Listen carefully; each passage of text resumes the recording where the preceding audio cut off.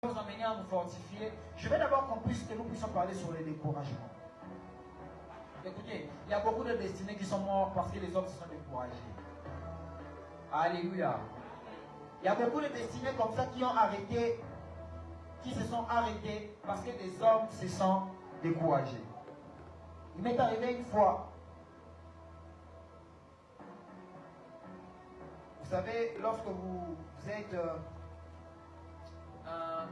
un jeune homme comme moi, vous commencez déjà à penser à votre vie future et vous vous dites que non, je dois bien évidemment avoir une relation avec une soeur et pour voir qu'est-ce qui va se passer avec le temps, c'est-à-dire si sera possible que nous puissions nous marier et avoir des enfants. Alléluia.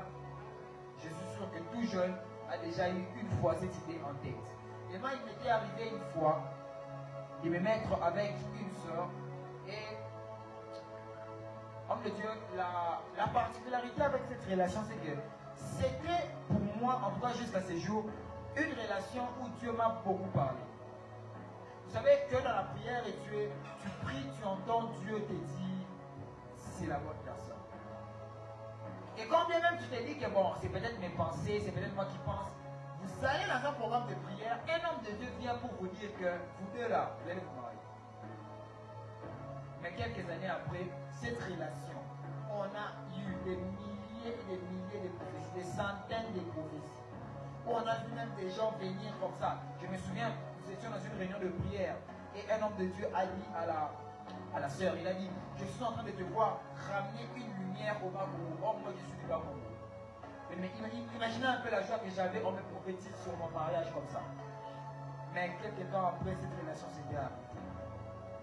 Je suis retourné dans la présence de Dieu pour me renseigner, pour dire au Seigneur, mais Seigneur, n'est-ce pas toi qui avais parlé? N'est-ce pas toi qui m'avais promis? N'est-ce pas toi qui avais donné la promesse?